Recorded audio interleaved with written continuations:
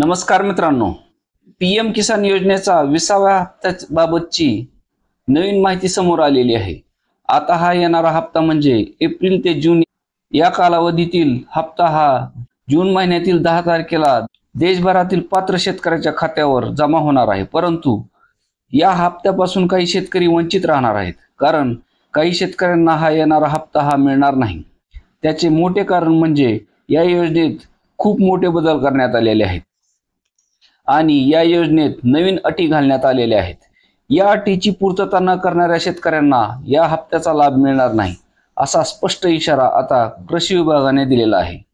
या योजनेसाठी महत्त्वाच्या अटी काय आहेत ते पाहूया।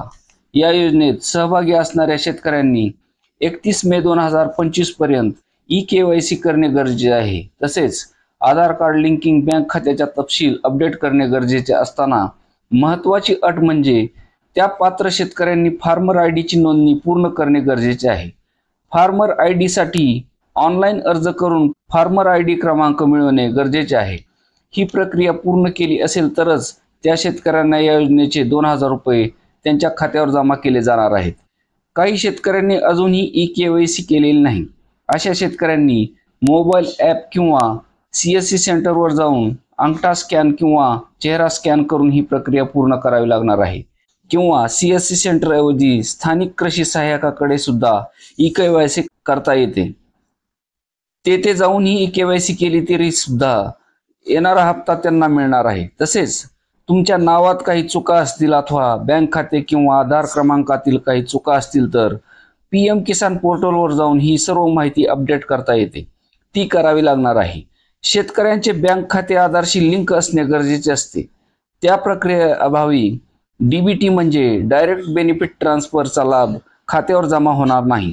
त्याचबरोबर नमो शेतकरी योजनेसाठी सुद्धा या सर्व अटी लागू असल्याने त्या योजनेच्या हप्त्यालाही मुकावे लागू शकते।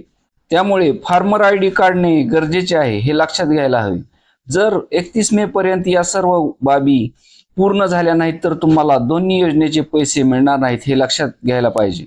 आणि नंतर धावपळ होण्यापेक्षा आताच फार्मर आयडी काढून ठेवणे म्हणजे अर्ज करणे सोयीस्कर होणार असल्याने लगेच अर्ज करायला काही हरकत नसावी। यासाठी कृषी विभागाकडून खूप मोठी मोहीम राबवण्यात येत आहे। त्याचा लाभ घेऊन फार्मर आयडीचे रजिस्ट्रेशन करून घ्यावे आणि दोन्ही योजनेचे जे की जून महिन्यात 4000 रुपये मिळणार आहेत त्याचा लाभ घ्यावा, असे आवाहन कृषी विभागामार्फत करण्यात येत आहे। धन्यवाद।